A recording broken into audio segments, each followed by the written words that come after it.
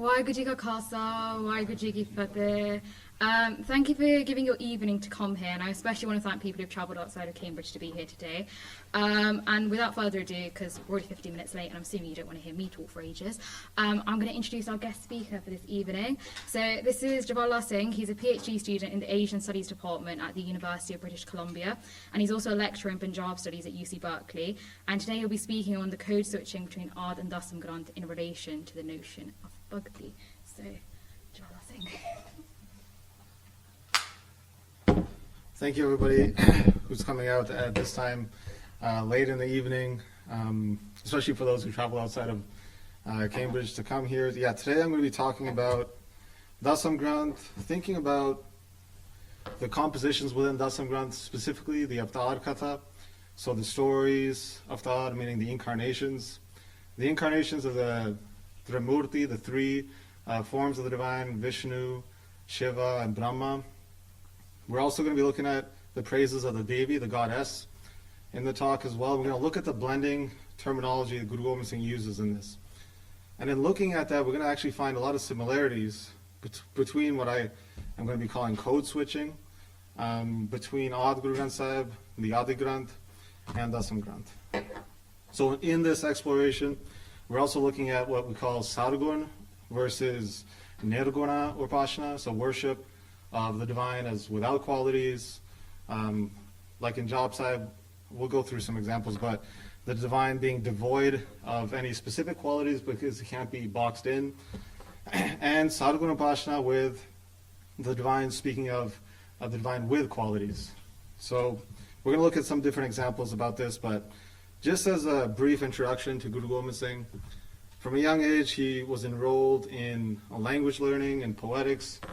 He studied Braj Bhasha, which is an ancient Hindi, which is what most of the Dasam Granth is written in. He also studied Punjabi, Gurmukhi. He studied Sanskrit, according to some texts, as well as Farsi, as well Persian.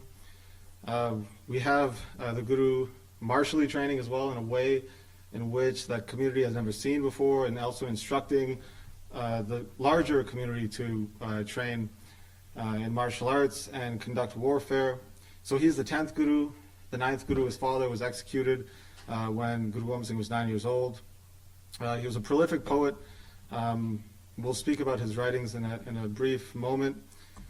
The writings of the Dasam Granth, or the Dasam, has since the 20th century largely been ignored or viewed as perhaps the writings of other court poets instead of Guru Gobind Singh. So when we look at the record from the 18th century and the 19th century, it becomes quite clear that the writings, or the Sikhs who were writing these commentaries and historical texts, pretty much unanimously assume that these writings were the writings of Guru Gobind Singh. So you have Suraj Singh, he's a professor at Riverside University in California. He has this quote here that the Dasam actually enjoyed equal status with Adi Guru Granth Sahib. So this is a painting of Ranjit Singh enjoying the Gurdwaras along the Pakrama, and you see in front of him, you see both texts here. And this is something that you would see in paintings of that time, and also in fact, Rayatanamas, so these texts about codes of conduct.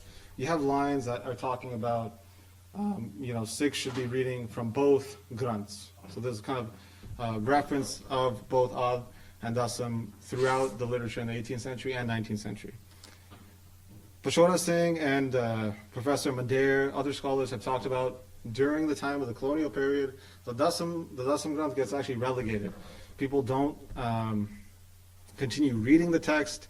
The text, because of the stories that we're going to be looking at, the stories of the avatars, the incarnations of Vishnu, Brahma, Shiva, because of these and also this praise of the goddess Devi, people begin to associate this text as falling outside the boundaries of the Sikh tradition. Because of the material included in it, they associate it with something foreign, something Hindu, in a very colonial mindset related to kind of religious boundaries. So we're going to be looking at that and trying to parse out the purpose for those compositions. So yeah, Suraj Singh, just quickly here, he quotes this text of Bansavali Nama, which is written 1769, that both of these Granths, these texts, were like brothers, one being an elder brother, Guru Granth Sahib, and Dasam being the younger brother, which is just, as in the printed version today, just like one page smaller than Guru Granth Sahib. And yeah, they were equal in veneration, and then this changes. So nowadays, when you go into a Gurdwara, you only see Guru Granth Sahib, but in certain Gurdwaras in India, you still have this tradition, this pre-colonial tradition of having both Adi Guru Granth Sahib and Dasam there together. So if you go to Takht Hazur Sahib, you'll see it there. If you go to Takht Patna Sahib in Bihar, you'll see that there. Also amongst Gurdwaras run by Nahang Sikhs, or also in various Tiksals, Nirmalas also do this as well. Various groups still continue this tradition. So the Dasam Granth, this is actually an illustrated Dasam Granth, or Krishna Avatar specifically, is a component within the Dasam Granth. It is a text that's written largely in Braj Pasha. It also has components written in Farsi, or so Persian, Punjabi as well. Chandi is a composition written in Punjabi. And you have 17,000 verses.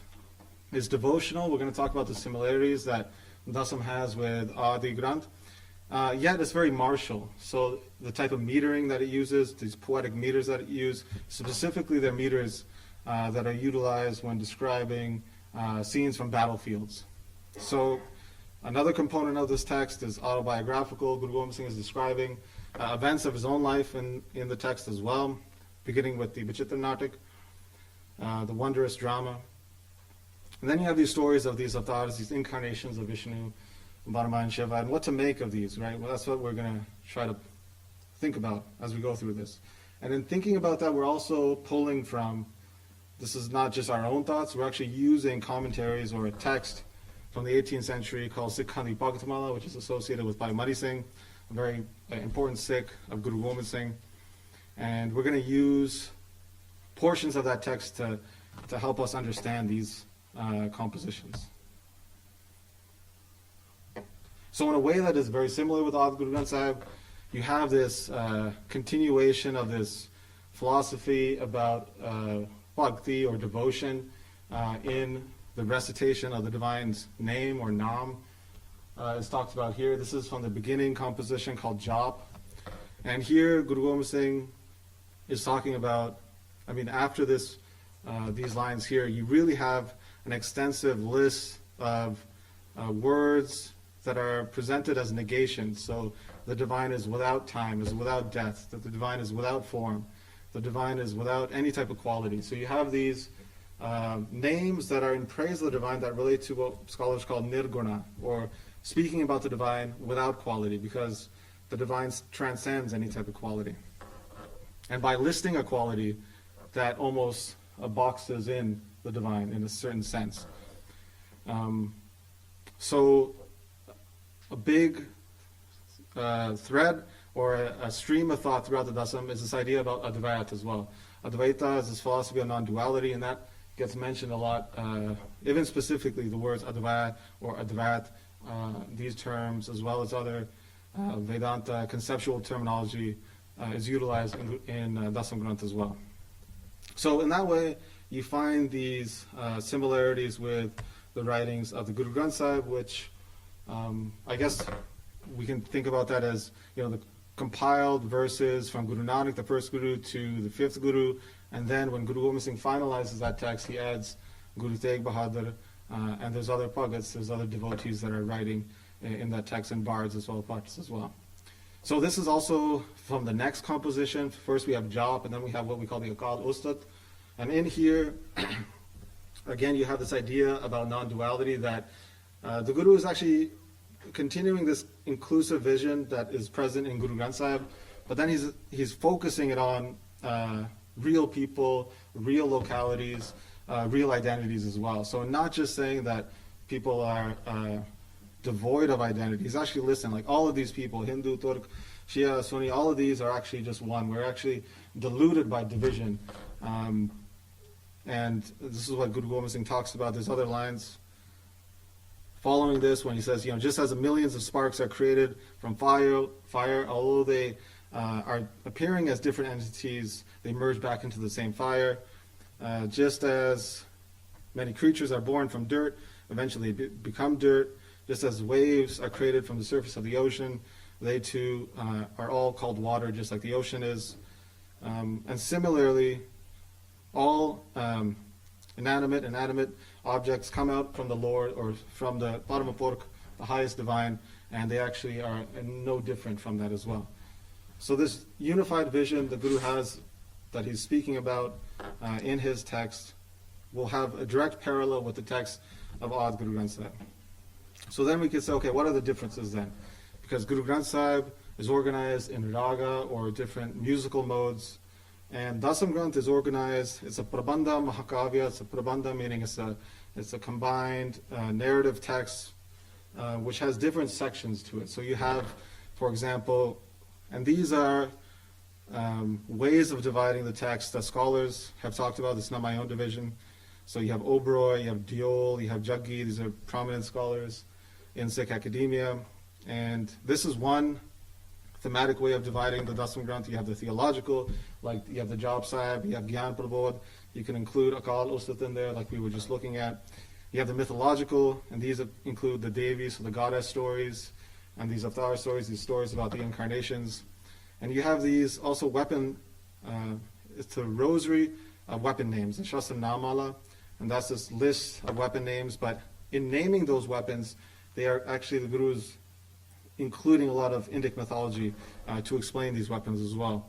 And then at the end you have the largest component of the text, which is the narrative. It's these secular stories about deceit, the charitropakyan.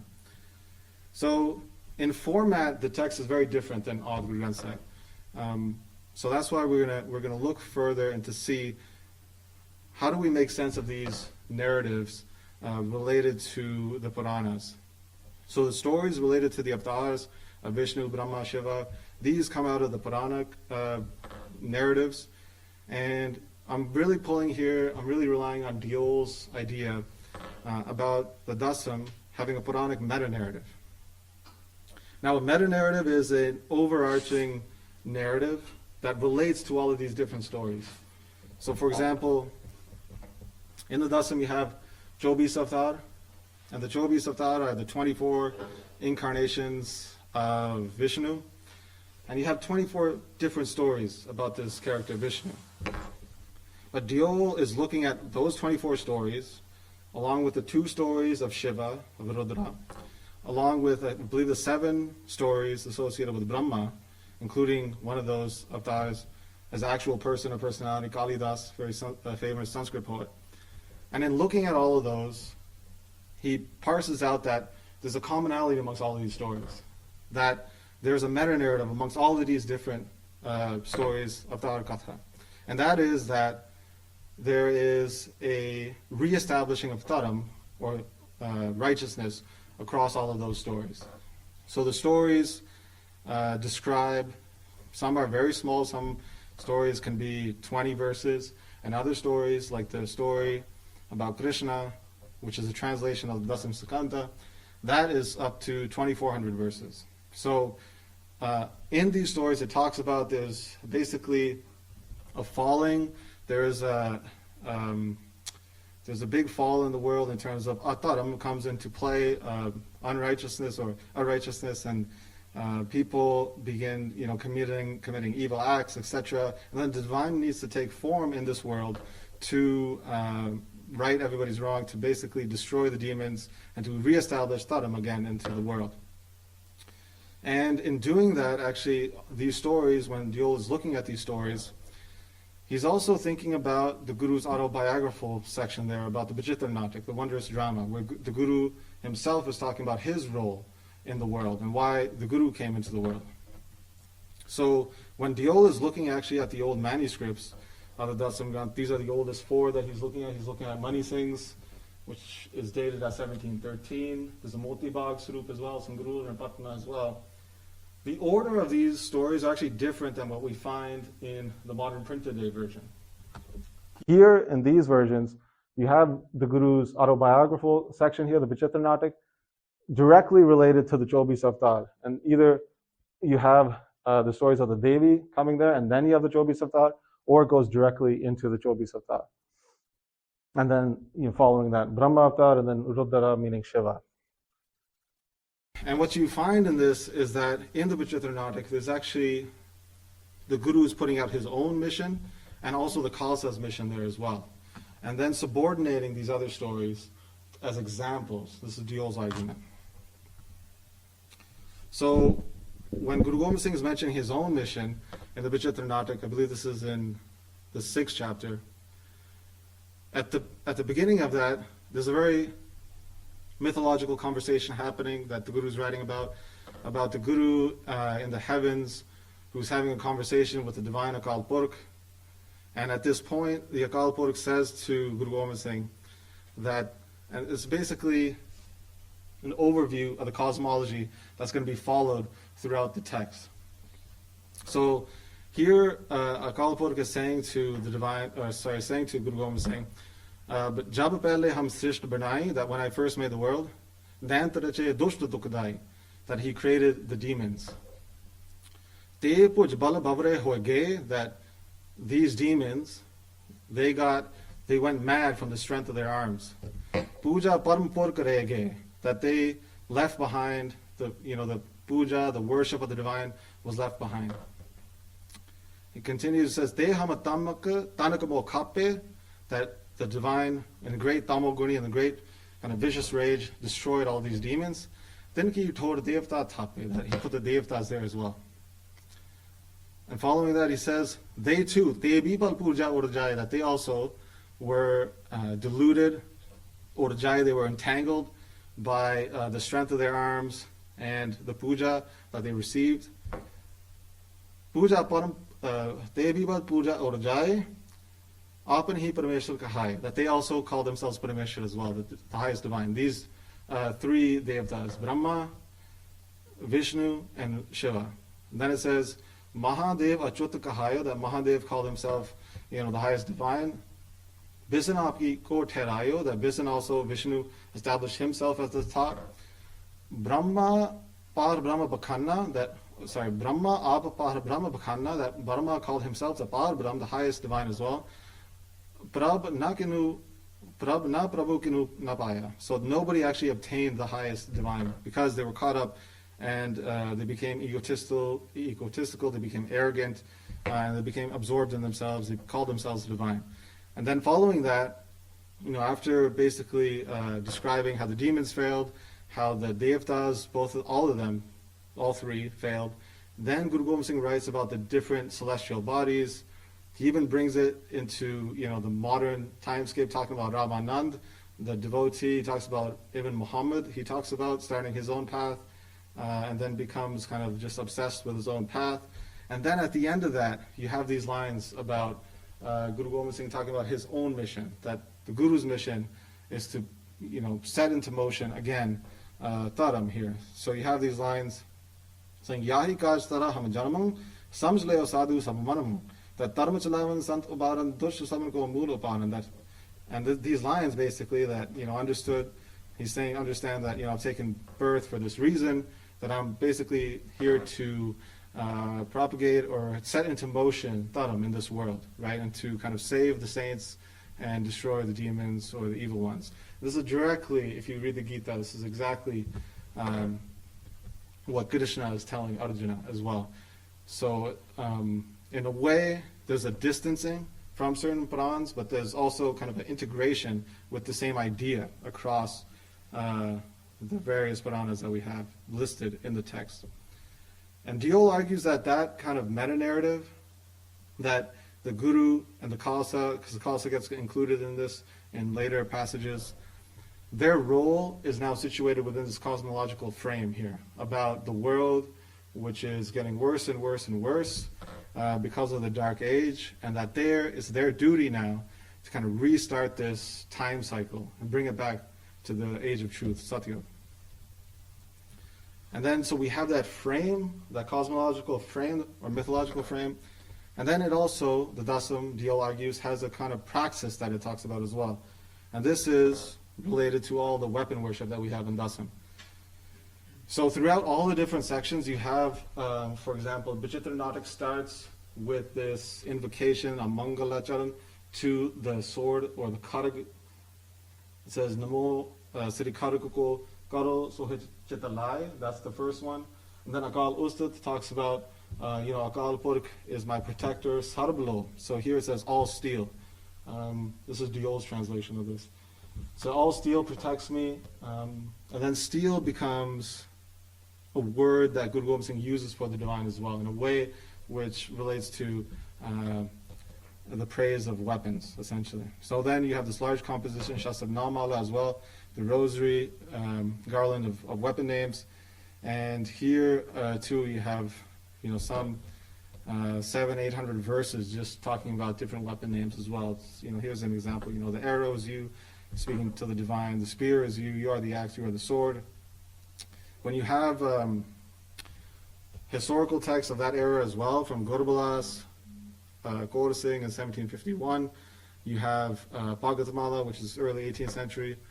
You have Gursoba as well. These all talk about how the Khalsa at that time, through the instruction of the Guru, was essentially worshipping weapons in a material sense, very much like they were worshipping both the scripture, the Guru Granth Sahib, and also how people were actually worshipping or showing reverence to the Guru as well. So this weapon worship then implied a certain social, political activity that the Khalsa was engaged in, meaning they were going out to re-establish Dharam. This is Diol's argument. Now, why then do we have these discussions related to the Devi?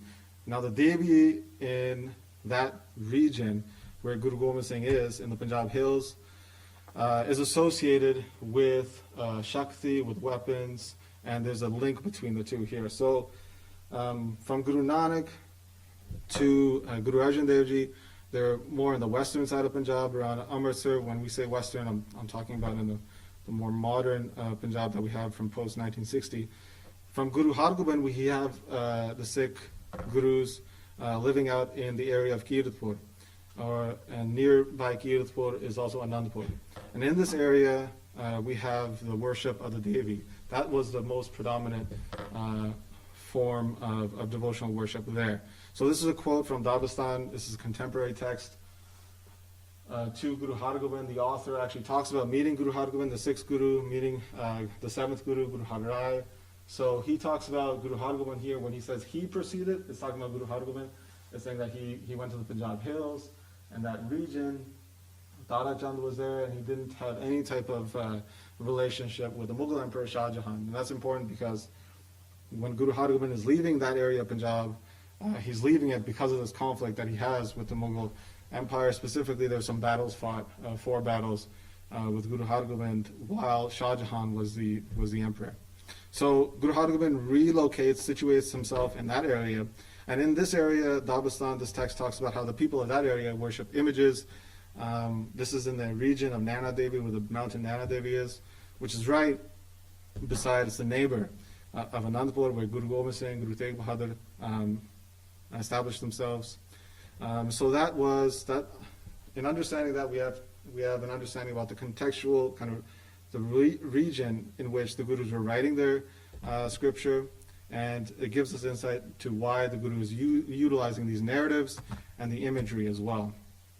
So at times, throughout the Dasam Granth, actually the biggest thread throughout the Dasam Granth is this praise of Devi. And in Chandi Divar, this is a whole var, it's a whole ballad associated with Chandi. It's written in Punjabi. This is Sikhs recite this daily. It becomes the first stanza of the Ardas. It says Pratham Pagoti Simar Kaya Pagoti here, clearly in reference to the Devi, or because of the way that Sikhs have understood this, scholars have understood this in the Sikh tradition since the 20th century. They've associated this strictly only actually with the sword, instead of understanding actually the relation between both the mythological narratives about the Devi and how that actually is connected to the material actually sword, let's say, that the Sikhs were worshipping as well.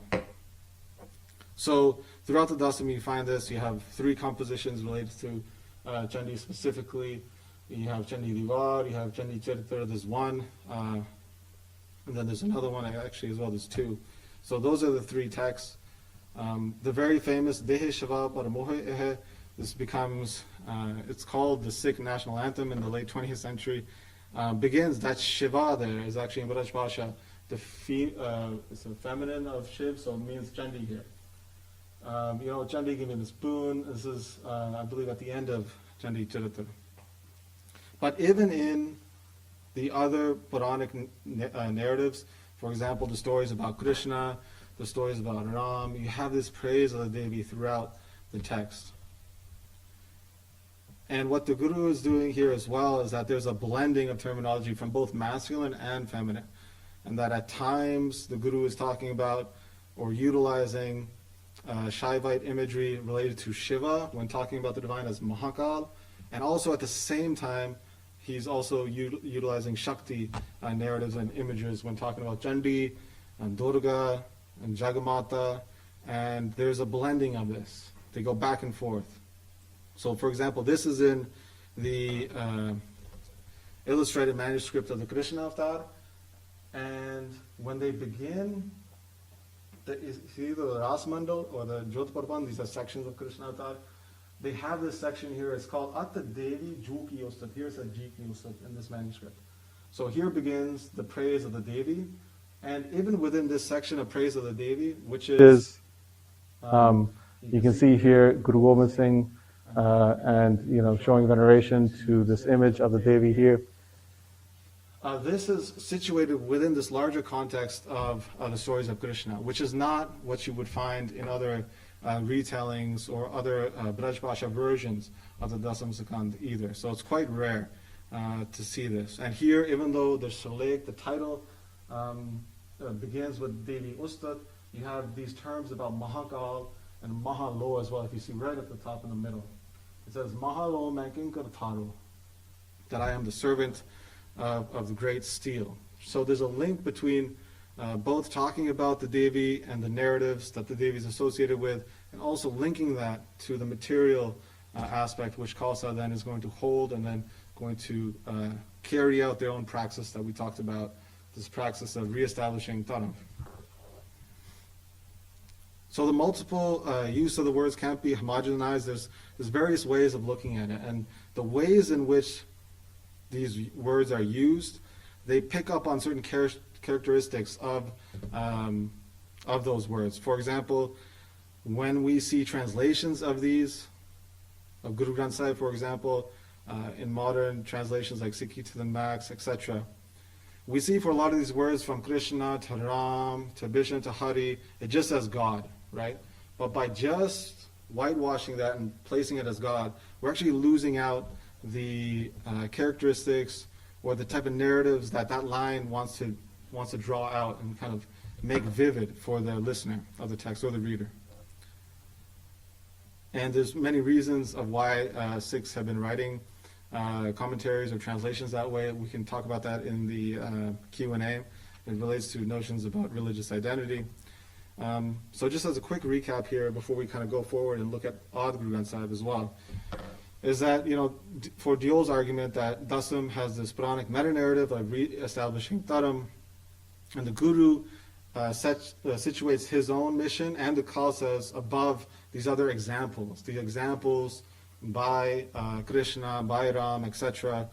And Diol's argument is based on the beginning and end of those texts. For example, at the end of Krishna Avatar, it's saying, I'm writing this on account or for the purpose of inspiring righteous warfare. That's why I'm retranslating this or retelling this in the vernacular, in the Pakha, it says. And same thing with the Ram Avatar as well. It says, I'm not getting into this debate that Ram was Saad or Asad, good or bad. I'm writing this, and you can see based on the verses and how it differs from Valmiki's Ramayana, is that it's very focused on the martial aspects of that story. So the praxis then, while situating the Guru and the Khalsa within this kind of cosmological frame, includes weapon worship, which is spoken about throughout the text, and the devotional focus is thinking about the divine as being that divine which destroys the demons, that divine which helps its devotees in the battlefield, etc. But what's important to note here is that this actually doesn't differ in methodology too much from Adi Guru Granth as well. So you do have Puranic narratives within the Adi Granth as well. So for example, at the end of the Guru Granth Sahib, you have these verses here. That in Satyajug, the divine, you were Baal, you were the king, you were Bhavan, etc. In Treta Yug, you were Ram from the Raghuvansh. In Dwapar, you were Krishna, you were the Murari who killed Kans. You gave Raj back to Ugrasen, etc. And that's all fine and well, but then the author says, but in Kaljug, in this age, that you are Nanak, Angad, Amar, and then it says, Siddhgur Raj Avjalatal, Adpurk Farmaya. That according to the divine Adpurk, the primordial being, this is in this translation it says Lord, the sovereign rule, the Raj, has been ever permanent. So it's associating Guru Nanak and the Gurus with the previous Puranic narratives, but then it's shifting the focus in saying that.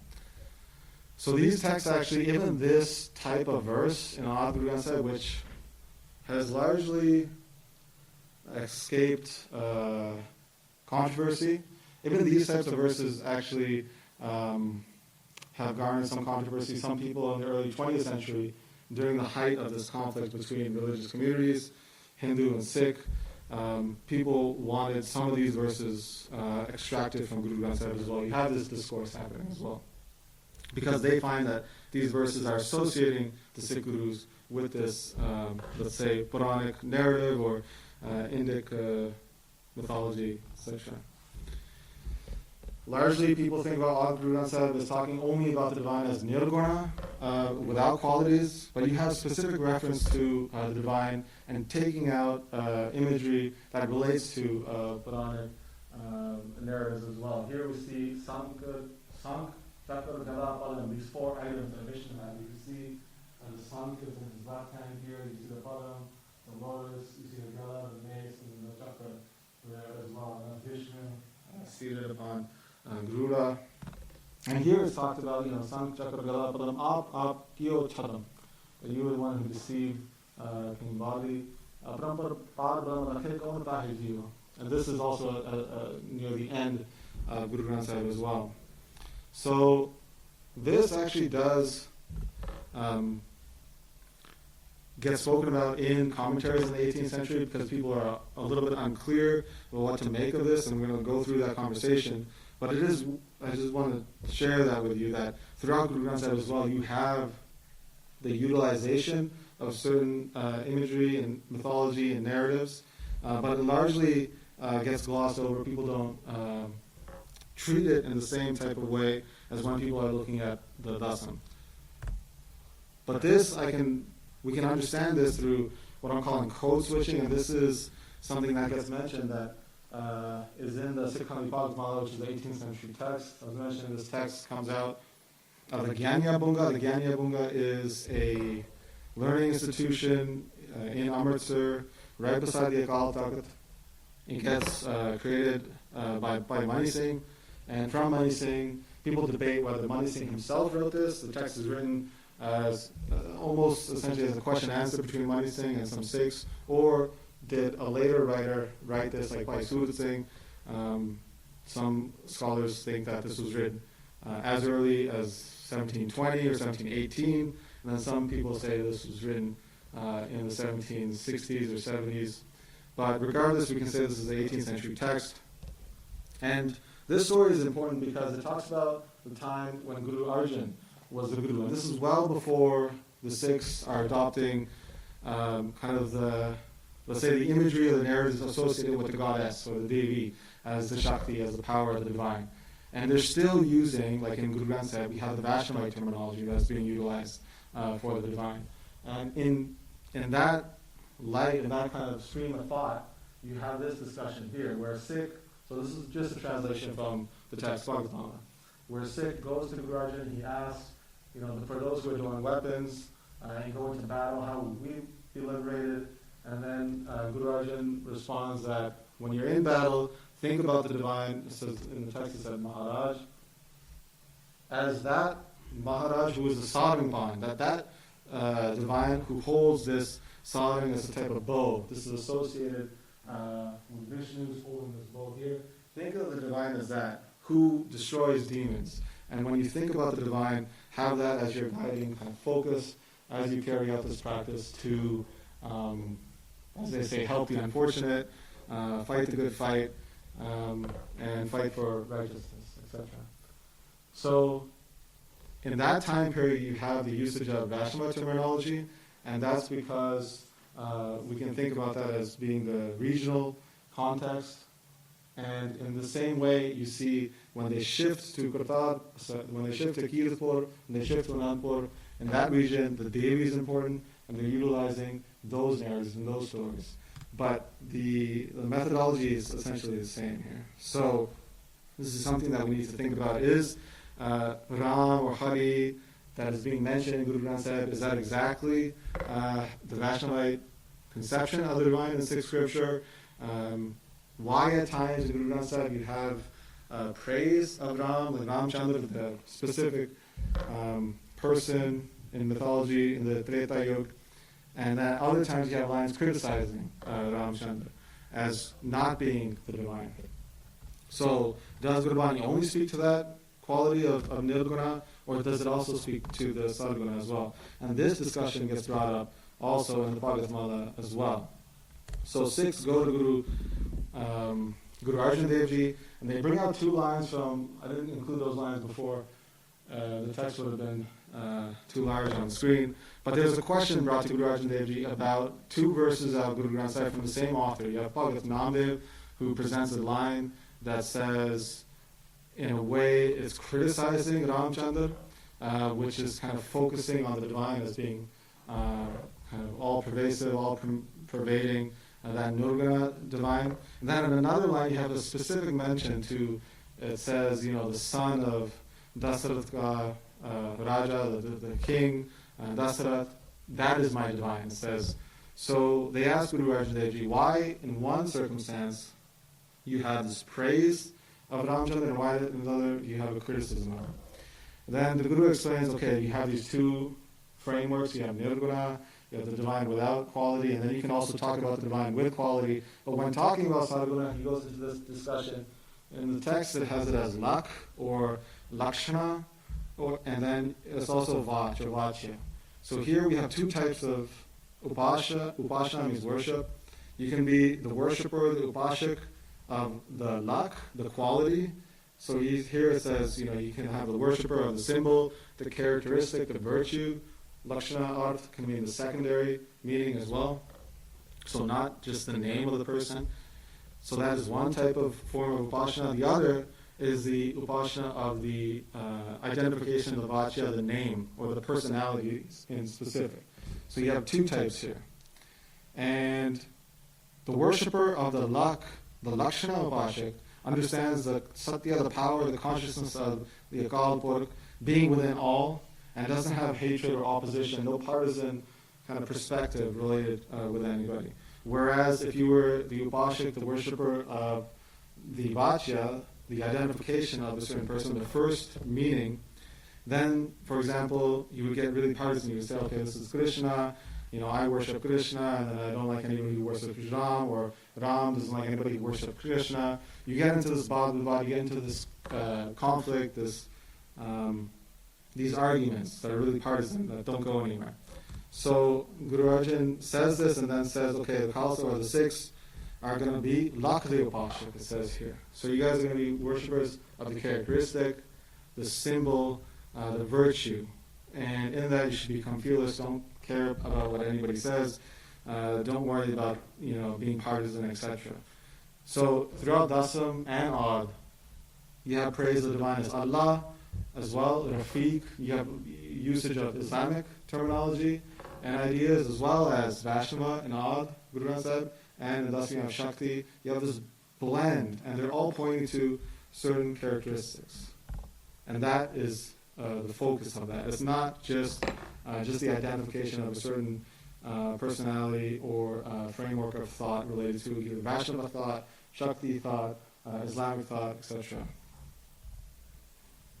Then you also have a question that comes after this, which relates to the Dasam. It says, okay, why did the Guru write about the Devi, for example? Because this is a stark, in Adi Guru Granth, you don't have this, right? You don't have the divine spoken about as Chandi, Durga, etc.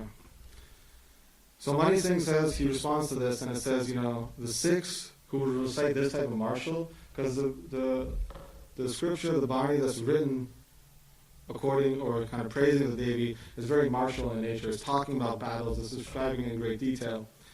And so Mani Singh says, they will recite martially in view of Bani, the scripture, the praises of the goddess, and in their weapons, which is also associated with the goddess, right?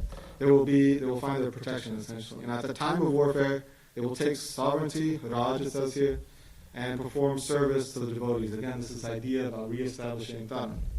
The great king's devotion, bhakti, will spread across the entire world. The 10th emperor, this is in relation to Guru Gobind Singh, his arrival upon earth was to set into motion, again, this is meta-narrative about re-establishing Dharma. And everybody within that Raj, the cows, Brahmins, Rishi, Munis, etc., everybody will be protected. And you can see, again, even Mani Singh's answer, he's drawing back to that Puranic narrative here. So the laptop is running low on battery, which is the perfect time because I'm at the conclusion here. So just to quickly wrap up, this is not plugged in, but so the usage for the divine relates to the intent or the purpose that the author is really trying to drive home to the listener, to the reader. So when speaking about the divine with the purpose of inspiring people to fight in battle, like we saw the Guru Arjuna reference, he was still utilizing Vaishnava terminology, but utilizing it in relation to a story that describes the divine fighting demons, like the story of Sarangpang Vishnu with the Sarangpang bow. And when Guru Gobind Singh is writing it, according to his regional context, you have Guru Gobind Singh utilizing these stories about the goddess Devi, or Durga, Chandi, etc. But you can see that there's a similarity here in the way in which they are utilizing certain names and narratives to posit a certain type of idea, philosophy, or praxis as well within the community. So in this way, we can see that there's similarities between the Adi Guru Granth Sahib and Dasam Granth in the usage of Puranic narratives. And throughout the Q&A, we can talk about this, how throughout the 18th century and 19th century, we actually find this continued throughout the Ratanama literature, as well as historical texts like Gurdwaras, Pant Prakash Ibn. Pant Prakash, just as a small side note here, when Sikhs go to Delhi and they basically take over Delhi, I think it's Baba Baghel Singh, the Hindus of that area talk about the Khalsa. This is how Ratan Singh Pangu, the author who wrote this in early 1800s, is saying, is that they view the Khalsa as Nekalank Avatar, the Avatara of Vishnu that comes at the end of time to re-establish Dharam.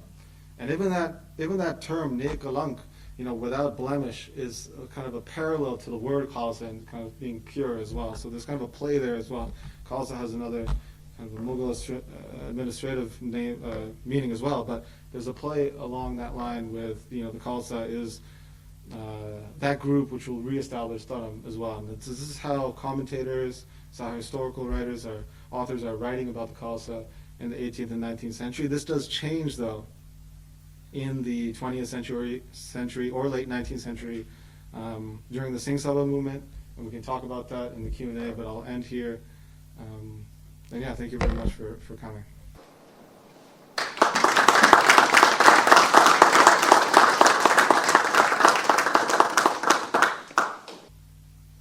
Do you want to join me or have some reflection out there?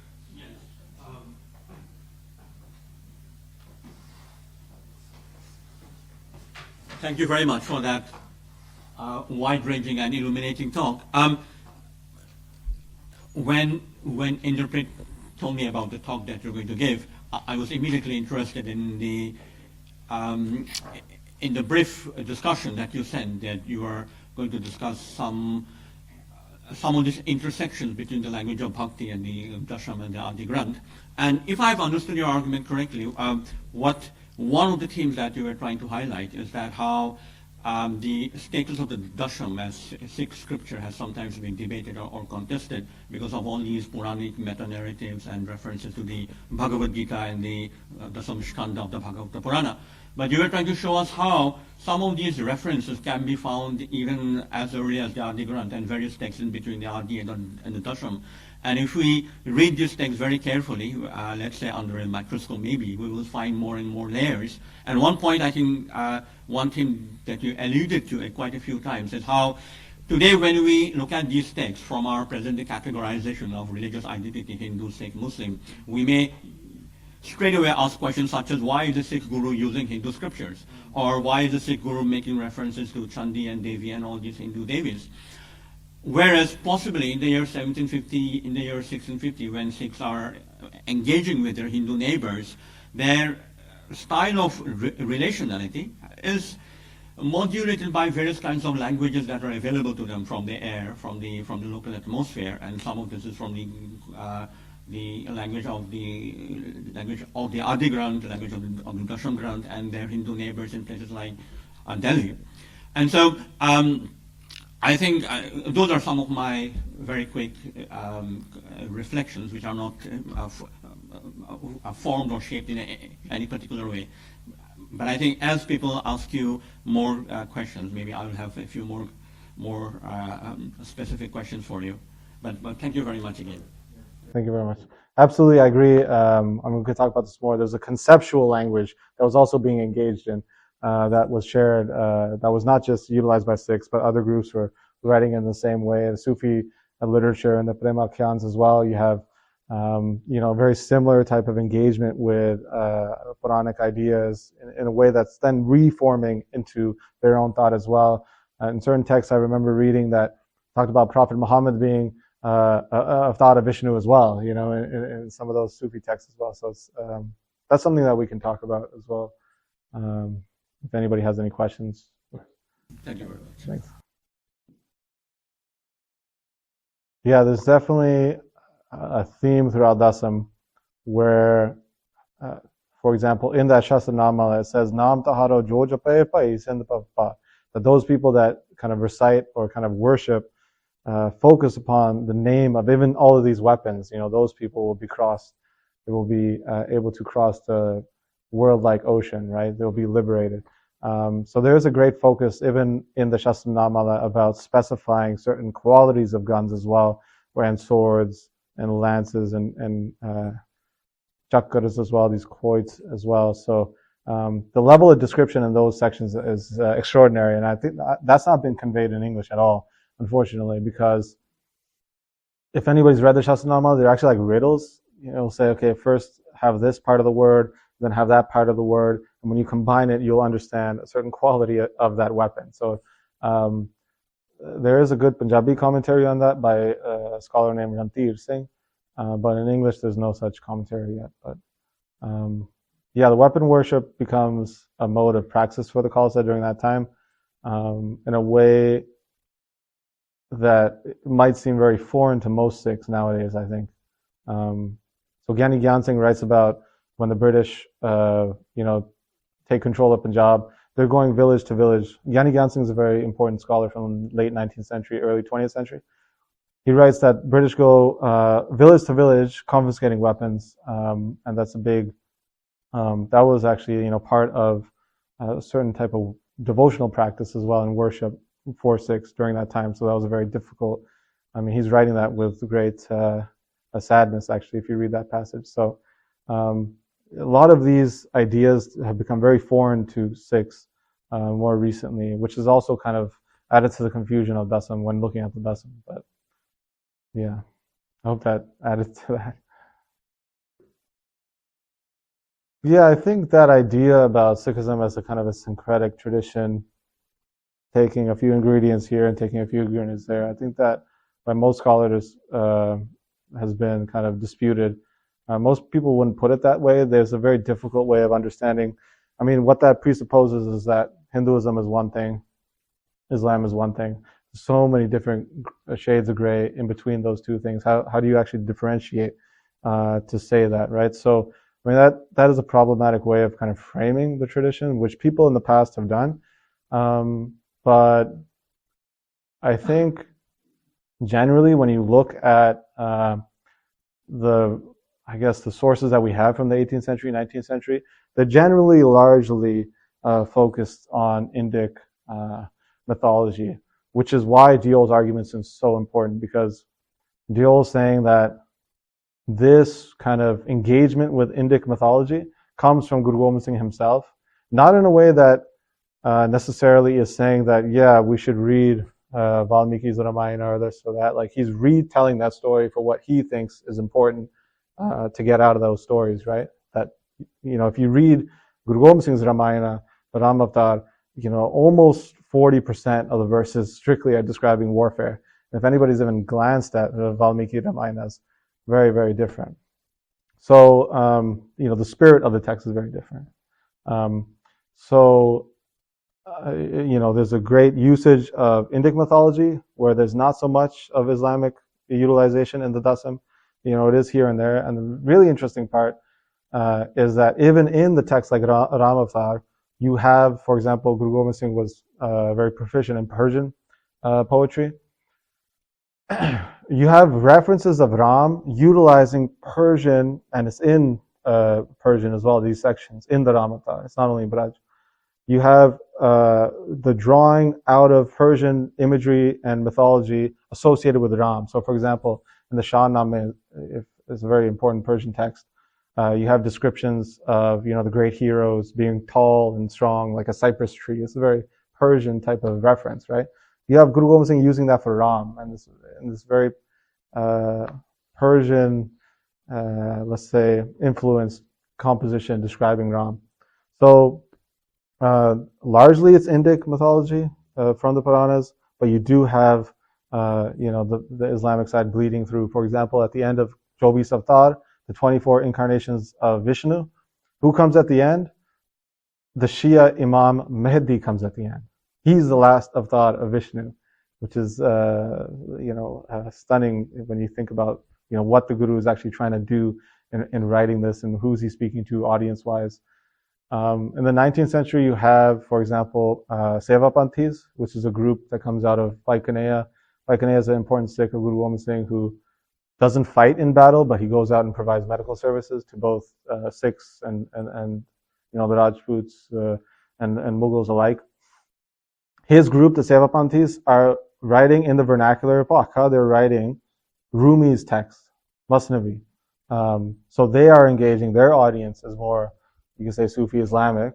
So they are kind of retelling those stories by utilizing, Braj Pasha, and also incorporating, kind of retelling that in a Sikh way. So I think it really depends who the audience is, but because the audience perhaps was mainly people who are engaged in Puranic thought or those narratives, I think largely the Sikh canon, from the 18th, 19th century is engaged in that. And then we see this kind of U-turn, or we just flip into something totally foreign, new during the Singh Sabha period, which really tries to disassociate with anything that they think is Hindu. Yeah, these stories come out in Gurdwaras text and Suraj Prakash as well, where they talk about Mata Sahib Deva in her previous life.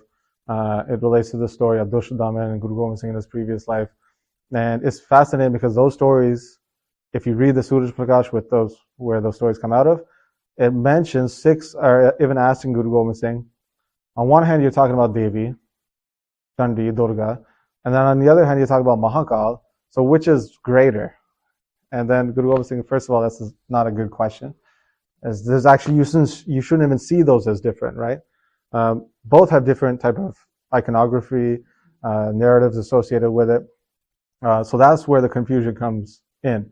And then Guru Gobind Singh says, actually, no, these are just two aspects of the same thing. So in Bachitra Natak, when Guru Gobind Singh is talking about in the 6th chapter, or the 5th chapter now, of basically his ascension to the heavens, he says, Deva Kalka Mat Hamara. So he's saying that Kali Ma, Devi, is my mother, and Sarbakal, Sarbloh is my father. These are not two.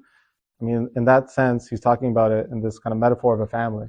But then he says, the Jeev and Brahm, basically, these two merge into one, right? So for the Guru, these things are actually blended together in the Dasam. You can see that. So, I guess the description about Saibdeva as Devi, these come out of these texts. But really the importance based on Devi, Chandi, Durga, etc., it's coming straight from Guru Gobind Singh's writing. And even within the writings, at times, like Akal Ustat. Actually, I was at the British Library, and they had illustrated manuscript of Dasam Granth. And on that folio of Akal Ustat, where it starts, on the left side, they have the image of Shiva, the Mahakal. On the right side, they have Devi, Chandi, with Guru Gobind Singh with hands clasped in front of it. And then you have this horse in the middle. And where I was going with that was that, give me a second here.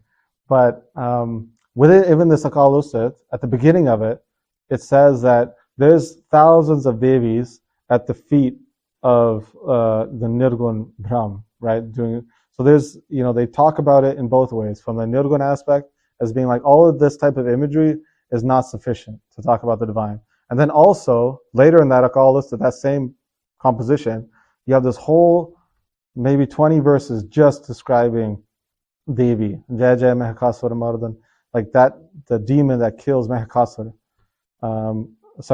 The Devi who kills the demon Mahakasura. So you have this kind of shifting between both Nirgun and Sargun within the same composition.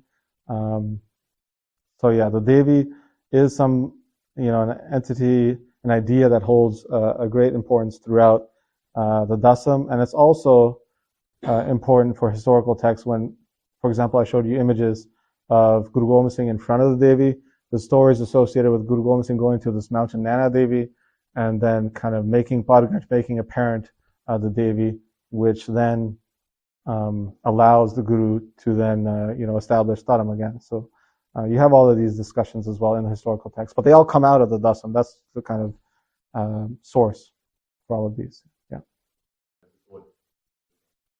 I don't know much about the samurai way of the sword, but we can talk about that. I mean, if you guys have knowledge about that.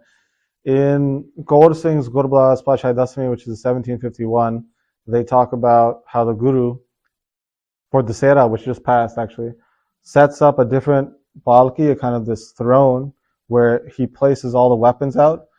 People then, for those 9 days of Navaratri, Dasera, the 10th day, they begin cleaning the weapons. That becomes a period where the weapon worship is in the practice of cleaning the weapons, focusing one's attention on the weapons. There is, incense lit, flowers, are spread or thrown across the weapons. There's a chor sahib there's a whisk over the weapons, etc. That all becomes part of this worship for the weapons, which was done yearly. This is right after the monsoon season, so there's a practical, purpose there. The weapons begin to rust, especially where they mention that story is when Guru Gobind Singh's down south, the monsoon season's worse down there. So there's a practical kind of purpose or importance to do that, and also, for example, if you read the stories in Suraj before even when Guru Gobind Singh doesn't go, like before Guru Gobind Singh goes down south, you have weapon worship where, for example, the Guru is commissioning these massive cannons, and they begin, worshipping, mata taking to the weapons. And even in some way, there's a reverence given to horses as well. It's associated with this as well, where Guru Hargobind and the Gurus will almost like in namaskar, kind of salute or bow to the horse before getting on top as well. So it's showing reverence to this path of the warrior as well, and that's something that gets talked about a lot in Dasam. So those are kind of the practical ways in which weapon worship occurs. But also in Gurdwaras Pashai Dasami of Sukha Singh, 1797, you have Sukha Singh mentioning that even the contemplation of the weapon names in the Shastra Namala, this is puja of weapons, this is worship of weapons as well, along with contemplating Shastra Vidya as well, kind of the practice. So in the historical texts, you hear about the Guru extensively himself training, martially practicing weapon worship or practicing kind of techniques for warfare, as well as training his Sikhs as well. So that all falls under this umbrella of weapon worship. Yeah, so Diol has worked on this. Reinhardt has talked about this, these early sources about Dasam. And, Mani Singh is a close attendant of Guru Gobind Singh who compiles this. It's even online today. You can actually download it from gurmatvichar.com. He compiles a version which has Adi Guru Granth Sahib and then Dasam in one binding as well, where he is kind of going chronologically from Guru Nanak to Guru Gobind Singh, their writings, which is differently how it's structured, right? Adi Guru Granth Sahib and Dasam. So there was basically different ways of structuring the Dasam that we see across the 18th century. So perhaps there was no one standardized way of compiling them. Generally, they have perhaps 80% similarity in terms of structure. Like there's different component parts, right? That's what's different about Dasam than Ad. You have like a section of Jap Sahib, you have a section of Akal Usat, you have a section of Bachitra Natak and the Avtar Katha. I should have mentioned as well. The Bachitra Natak is directly related to that of Avtar Katha. If you look at the end of any of those sections of Krishna Avtar or Ram Avtar or Rudra Avtar or Brahma Avtar, it's Sri Bachitra Natak Granth, that this here ends, the Bachitra Natak Granth, and then it's say like Krishna Avtar, etc., or Ram Avtar, etc. So they're all linked in that sense. And then you have like a section called charitropakyan. So there's different sections, and the order could shift here and there. And there's certain compositions like Ogurdanti, which is not in all of them. The standardization, when does that begin? That begins it's a slow process because as you come closer to the end of the 19th century, you see a standardization being developed. Because it's one way to kind of tell the age of a dasam. It follows a certain type of standardization, certain type of format. But in the late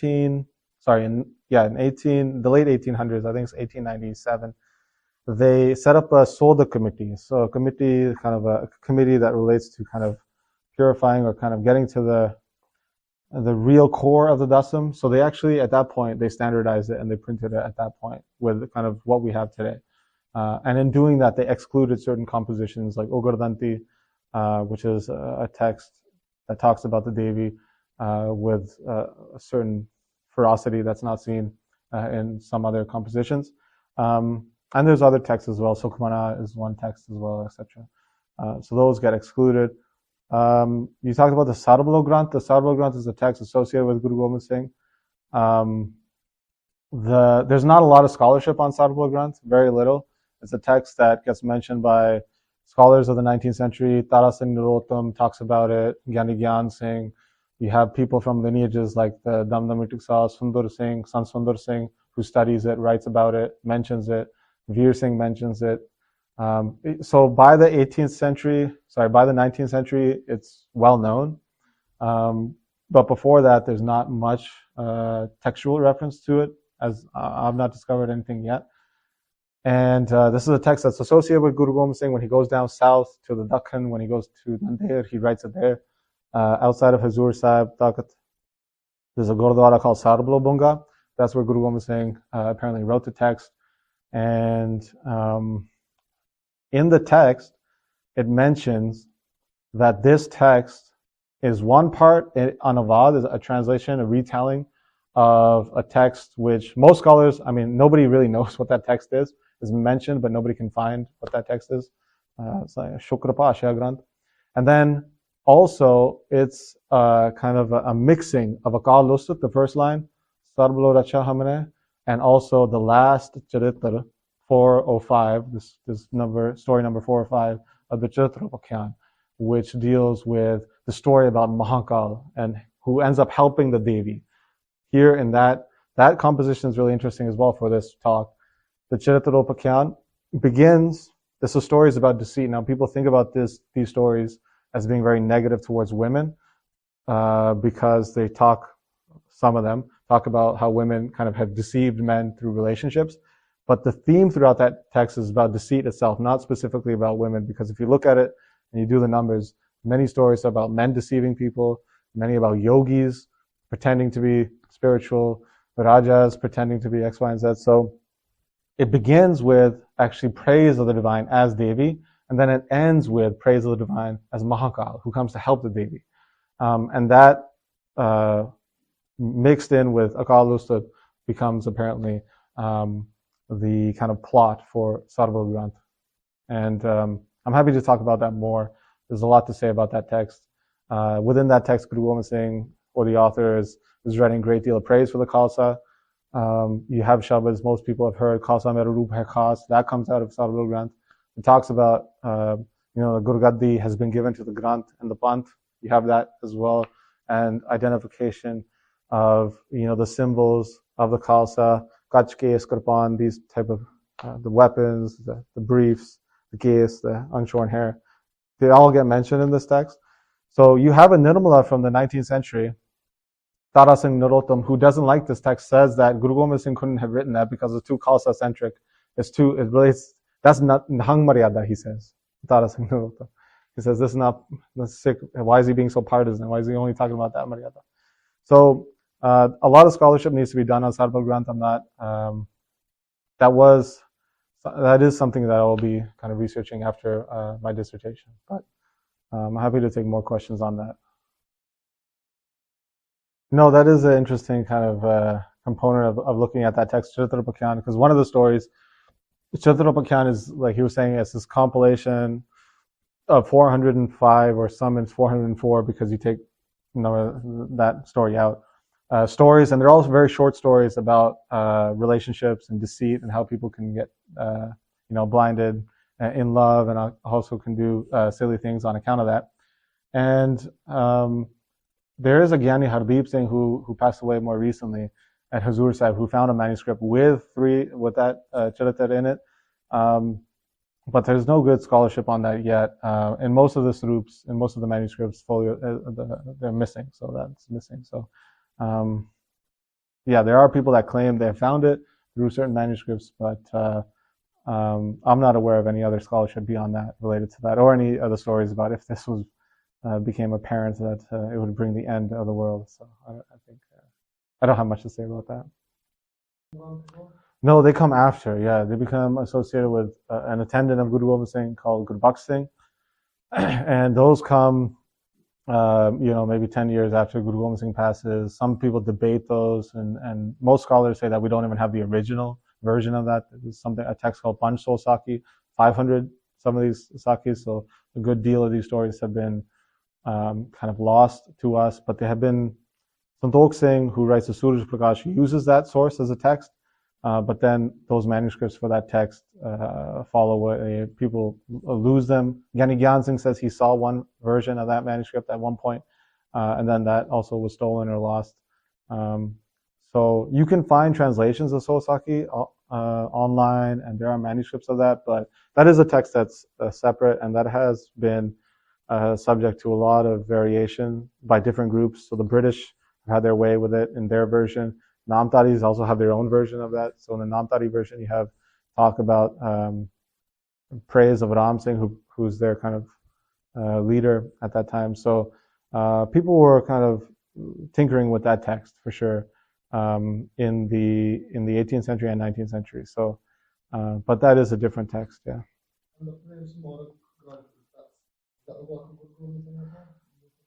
In my opinion, well, first of all, I'll say Gyani Gyan Singh writes about it and says, some people think this is Guru Gobind Singh's work. The scholarly consensus, I think, is that this text comes later because it's mentioning, it has certain discourses that are probably within the range when Khalsa, like from the 1760s to the 1800s, obtained certain pieces of land, and then they're kind of discussing, what is the right way to rule. So I think it comes in the later of the part of the 18th century, to be honest. There's a lot in there that seems like, they're discussing things that are relevant to kind of kings who are kind of governing at that time. So it seems like there's a later text, but yeah, it's a fascinating text. It has been translated by MacLeod, so I would definitely give it a read. But I think it's late 18th century, and people like MacLeod also say similar things as well, that it was not from the time of Guru Gobind Singh. Yeah, the perception about the Dasam Granth changes. So it was in the time period when the British were ruling Punjab that you see that whereas one point you had Guru Granth Sahib, like if you go into Gurdwara, you see Guru Granth Sahib. Alongside of that, you had Dasam Granth. So it was in that period that you have the removal of Dasam Granth from the Gurdwaras. That was not something that the British were directly doing. What happens is, because the British are there, because of the politics related to the census, because of notions related to identity, because there are a lot of Punjabi Sikhs going through British education system, all of that then changed how Sikhs were looking at their own text at that time. So then when Sikhs were looking at their own text, they saw Hindu narratives, Hindu terminology, praise of the Devi, all of these things, which for them, through a British way of thinking about religion, seemed outside of the bounds of Sikh religion at that point. So because of that, they said, we should actually remove this text. Also related to the kind of moral landscape that kind of took over Punjab during that time because of the British. The stories about deception and relationships and love and sexuality, those became, it became uncomfortable to engage with those stories. Thinking about the Guru writing about relationships between men and women became, a point where people wanted to avoid that. So there was discussions about, if this is the work of Guru Gobind Singh, and these discussions happened during that period from about 1880 to the 1920s, around that time, yeah. That's lost. It's been digitized and microfilm, not available at the moment, but there are people that have that. That Anandpuri Bir has folios of Guru Gobind Singh's handwriting. They're called Khas-Patre. Those folios are also found in the Anandpur Bir, the Mani Singh Bir that was mentioned, as well as Moti Bagh. Moti Bagh manuscript has also gone missing. So it's unfortunate. A lot of the manuscripts have gone missing. Some of them were in the Sikh Reference Library when it burned in '84. Whether those were taken out of the library before they burned, nobody really knows, but nobody has eyes on them at the moment. But apparently, the Anandpuri Bir has been photographed and has been put on microfilm. Whether that gets out to the public, that is, we'll see. If you look into the short stories, the charitropakyan, you get stories in there about Yusuf. You get other biblical stories in there as well. That could have come into, I guess, the library of Guru Gobind Singh through how, these are Islamic texts as well. Like, they talk about these stories as well. But there are stories about people going out to the, Europe as well. And Guru Gobind Singh mentions Farangi wine as well. Sur karange farang, he says, Bide sakya sur karange farang. So there's mentions of these items from out west. So, the Guru is aware of this, whether it's, there's no mention of Christ, etc., but there's mention of the Bible. There's mention of, biblical stories in the Charitrapakyan. In Nekalank Avatar of Chobis Avatar, that last Avatar that's going to turn the time into Satyug, it mentions kind of the wars across, I think it's called Jodha Desantar is the Srolek is the title. And it mentions, all the different regions in the world.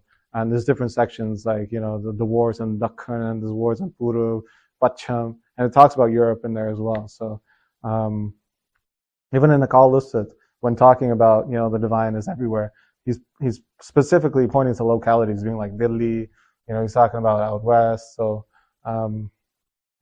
so there are those references, but nothing that comes to mind beyond that to me at the moment. There's definitely a study that needs to be this is a preliminary study about similarities between Adi and Dasam, basically, and that on face value they look different, but actually you have a similar type of essence between the two. And even if you look into kind of the main points that come out of Akal Usat about, all these other practices, whether it's yog sadhan, whether it's, grammatical rights or etc., all of these are fortakataram. They're all useless basically, and bhakti is basically the main marg that, a Sikh would take. And through bhakti there's gyan, right? There's this kind of combination of gyan being not less important, but only comes or is only experienced because of a certain devotional practice. And that's exactly in line with Adi Guru Granth Sahib as well. So the more that I am reading Dasam and the more that I read Adi, I can see similarities between the two. Definitely the stories related to the Devi fighting, etc. This is written in the spirit to pump people up. Like this is written in Veeras, like in the spirit, a heroic spirit, right? So there's quite a different purpose there when you look at Adi Guru Granth Sahib versus Dasam. So the purpose is different. There are devotional themes that are similar across them, but that is one way people have talked about it. I've not seen people talk about it that way in historical sources. You know how people say that, okay, you have Ik Onkar, and then Mool Mantra is an explanation of that, and then Japji Sahib is an explanation of that, and then Guru Granth Sahib explanation of that, kind of expands out. In the same way, people are saying, like, okay, you have Adi Guru Granth Sahib, and you have Dasam, that's an explanation of that, and then Sarbloh is an explanation. So, I mean, that's a fair way to think about it, but I've not read any reference to that. And, but there are like shocking similarities that, you can see how, in one perspective, one way to look at it, you can see how Guru Gobind Singh was trained off of the Adi Guru Granth Sahib because there's certain references there. It's written in a different style, but he's incorporating them. And if you know how to think about the way in which these references are being utilized, you can see the similarity. But on face value, they look different. But you can see definitely how Guru Gobind Singh was utilizing that. Even the similarities between Guru Tegh Bahadur's writings and Guru Gobind Singh's writings are shocking as well. Even this, even vocab is very similar. When you there's certain tendencies of Guru Gobind Singh because he was out east in Patna. He said Ju instead of G. And even that you see that in Guru Tegh Bahadur because he spent a lot of time in Patna as well, Bahadur. So. Yeah, they were seen, like Bansavali Nama talks about, seen as brothers because they have that relation to each other. But whether one explains the other, in modern day Tiksal, they do say you should do, the Santya, you should do the reading of Adi Guru Granth Sahib first, and then you kind of progress into Dasam. So that's kind of the way people go about reading this text in scholarly institutions. Hi everyone again. I'd like to thank everyone for again coming to Cambridge and dedicating their time this evening to listen to Jvala Singh speak and then also give wonderful questions at the end. I'd also like to thank Jvala Singh for coming to the faculty and coming to Cambridge to dedicate his evening to speaking to us and giving us a wonderful talk. I'd like to just say a tiny bit about where we are. So we're in the Faculty of Divinity. I'm a third year undergraduate student here and I study theology, so this is where I come to lectures and stuff and all my supervisions. And currently what I study, a lot of it has been, especially in the past, has been basically Christianity and a bit of Islam, a bit of Hinduism. But generally this faculty started off basically as Christianity, and we've kind of ventured into now a bit of Hinduism, Buddhism, but we don't have a Sikh studies department yet. So I think it's just amazing that we've had a Sikh academic come here and speak here today, and hopefully in the future we'll have a full-fledged Sikh studies department. So thank you everyone.